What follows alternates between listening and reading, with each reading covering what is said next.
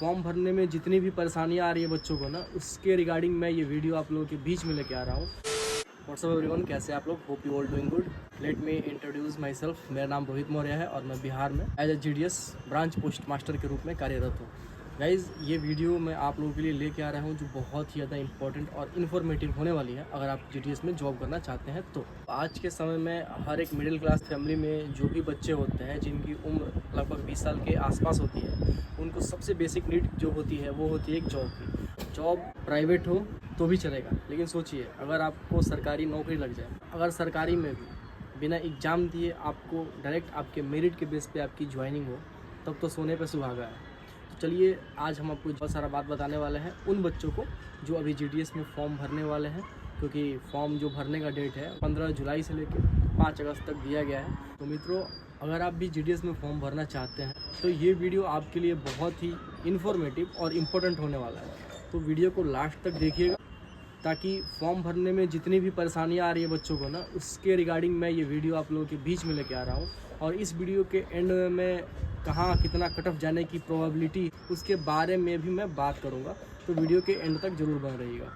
तो गाइज़, बहुत सारे बच्चे जो हैं उनका एक कॉमन सा क्वेश्चन रह रहा है कि क्या हम 2 जगह से यानी 2 डिवीज़न से अप्लाई कर सकते हैं कि नहीं कर सकते हैं।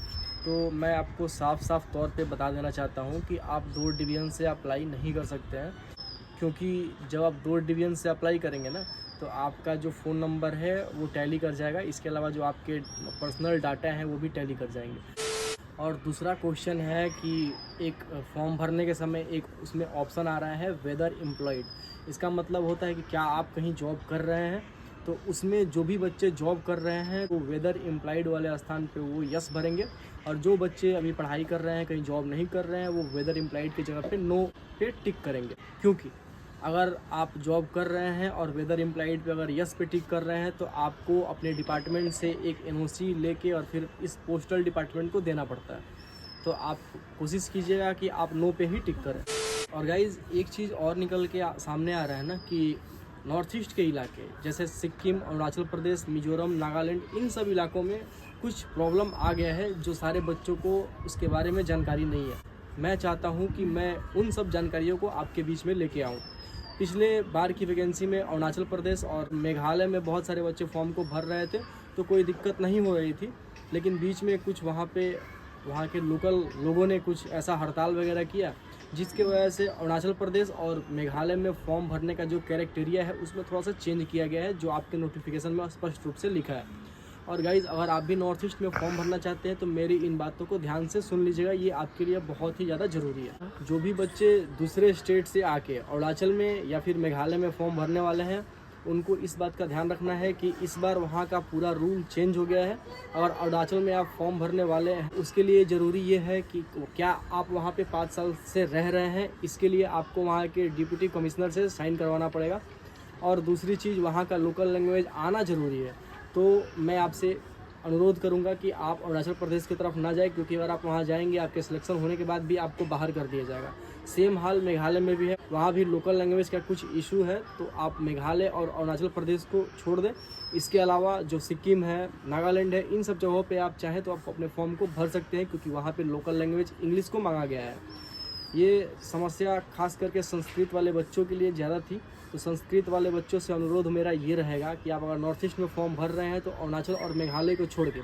और गाइज़, अगर अरुणाचल प्रदेश और मेघालय के बारे में डिटेल आपको इन्फॉर्मेशन चाहिए तो एक मेरे दोस्त हैं, वो अरुणाचल प्रदेश में एज अ BPM जॉब करते हैं, तो मैं उनसे सारी डिटेल आप लोगों के बीच में ला के नेक्स्ट वीडियो उसी टॉपिक पे लाने की कोशिश करूँगा। तो आपको जितनी भी इन्फॉर्मेशन है बाकी आपको नेक्स्ट वीडियो से मिल जाएगी।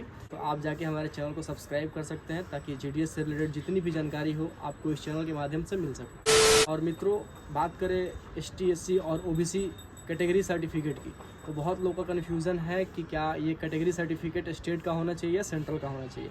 तो मैं आपको साफ ये बात बता देना चाहता हूँ कि जो कैटेगरी सर्टिफिकेट या फिर आप जो कास्ट सर्टिफिकेट बोलते हैं, उसके लिए आपको वो सर्टिफिकेट सेंट्रल लेवल का बनवाना पड़ेगा, क्योंकि स्टेट लेवल वाला सर्टिफिकेट GDS में मान्य नहीं होते हैं। तो आप फिर से हमारी बात ध्यान से सुन लें, ये बहुत ही ज़्यादा इम्पोर्टेंट बात है कि अगर आप ST SC OBC या फिर EWS वाली सर्टिफिकेट बनवा रहे हैं तो आप सेंट्रल लेवल का ही बनवाइएगा। एक और बात पे लगे हाथों डिस्कस कर ही लेते हैं कि हरियाणा वाले बच्चे जो हैं वो बहुत ज़्यादा क्यूरियस हैं कि उनको फॉर्म कहाँ से भरना चाहिए। तो मैं आपको बता देता हूँ कि सबसे अधिक अगर मार्क होल्डर कोई है इस बार इस वैकेंसी में तो आप हरियाणा वाले बच्चे ही हो। मैं आपसे ये कहना चाहता हूँ कि अगर आपका परसेंटेज 100 है तो आप अपने होम स्टेट से ट्राई करें। इसके अलावा अगर आपका परसेंटेज 99 या उससे कम है तो आप यूपी की तरफ जा सकते हैं। क्योंकि हरियाणा के सारे बच्चे आके उत्तराखंड में भर जाते हैं। इस बार उत्तराखंड में भी कट ऑफ काफ़ी हाई रहने की संभावना है। इसके अलावा हिमाचल में भी कट ऑफ हाई रहने की संभावना है, क्योंकि हिमाचल में आके पंजाब के बच्चे भर जाते हैं। राजस्थान में भी कट ऑफ जो है वो हाई ही रहेगा। आप फॉर्म भरने के मामले में सबसे उपयुक्त जो सीट इस बार दिया गया है वो दिया गया है मध्य प्रदेश को। सीट भी अधिक है और वहाँ पे संभावनाएं भी अधिक है। अगर आप हिंदी भाषी क्षेत्र के निवासी हैं तो इस बार आपको फॉर्म भरने का जो सबसे सूटेबल जगह है, ये 2-3 स्टेट ऐसे हैं जहाँ पे आप फॉर्म को भर सकते हैं। तो आपके जो लिस्ट में नाम आने की जो संभावनाएं होंगी वो सर्वाधिक होंगी। इसके अलावा डिटेल से अगर हम चर्चा करें तो जितने भी संस्कृत वाले बच्चे हैं वो नॉर्थ ईस्ट की तरफ जा सकते हैं। हिंदी लैंग्वेज वाले बच्चे हैं वो मध्य प्रदेश, बिहार, उत्तर प्रदेश, हिमाचल की तरफ जा सकते हैं। इसके अलावा जिनके परसेंटेज काफ़ी हाई हैं वो बच्चे दिल्ली और दिल्ली से सटे आसपास हरियाणा, राजस्थान की तरफ जा सकते हैं, क्योंकि वहाँ पे आपको ज़्यादा मौका मिलेगा। तो गाइज़, इसके अलावा अगर आपका सब्जेक्ट इंग्लिश है जो जीडीएस में आपकी नौकरी के लिए कंपलसरी है, तो इंग्लिश वाले लोगों के लिए 2-3 जगह दिया गया है। में कुछ इलाका जो है वो पंजाब के कुछ डिवीज़न उसके अंतर्गत आते हैं। आप पंजाब में भी फॉर्म को भर सकते हैं, वहाँ पे आपको लोकल लैंग्वेज पंजाबी नहीं देना पड़ेगा। इसके अलावा वेस्ट बंगाल में भी कुछ इलाके हैं, वहाँ पे भी आप फॉर्म को भर सकते हैं, वहाँ भी इंग्लिश को प्राथमिकता दी गई है। इसके अलावा नॉर्थ ईस्ट के कुछ हिस्से हैं, वहाँ भी आप फॉर्म को भर सकते हैं अगर आपका इंग्लिश है तो। वैसे बच्चे आप बिल्कुल मत घबराइए, आपको पिछले बार के मुकाबले इस बार अपॉर्चुनिटी ज़्यादा दी गई है। गाइज, जो बच्चे स्पेसिफिक लैंग्वेज के अंतर्गत बिलोंग करते हैं, जैसे आप अगर कन्नड़ क्षेत्र के हैं या फिर अगर आप असम के हैं या फिर तमिलनाडु के हैं, अगर आप महाराष्ट्र के हैं, तो इन सब जगहों पे वहाँ के लोकल लैंग्वेज को ही प्राथमिकता दी जाती है। तो मैं वैसे बच्चों से अनुरोध करूंगा कि आप ये फॉर्म अगर जीडीएस में भरना चाहते हैं तो आप अपने लोकल स्टेट में भरें, लोकल डिवीज़न में भरें, ताकि जो लैंग्वेज का फ़ायदा है वो आपको मिल सके और वहाँ पे अधिक भीड़ नहीं होगा और वहाँ पे आपके मेरिट में नाम आने की संभावना काफ़ी ज़्यादा रहेगी।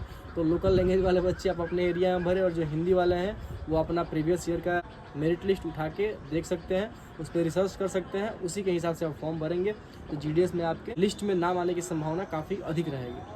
चलिए, नेक्स्ट वीडियो मैं लाऊंगा कि जीडीएस में फॉर्म को कैसे भरें, पूरा डिटेल उस पर चर्चा करेंगे। फिलहाल इस वीडियो में दीजिए हमें इजाज़त। अगर और भी आगे कोई क्वेश्चन होंगे तो आप डिस्क्रिप्शन में इंस्टाग्राम का लिंक है, वहाँ से आके पूछ सकते हैं। इसके अलावा मैं टाइम पे लाइव आते रहता हूँ, वहाँ पे आके अपना क्वेश्चन आंसर कर सकते हैं। उसके लिए आपको चैनल को करना होगा सब्सक्राइब, ताकि आपको नोटिफिकेशन समय समय पर मिल सके। चलिए, इसी आशा उम्मीद के साथ इस वीडियो को करते हैं ख़त्म कि इस बार जीडीएस में आपका सिलेक्शन जरूर होगा। बाय गाइज, अपना ख्याल रखिएगा।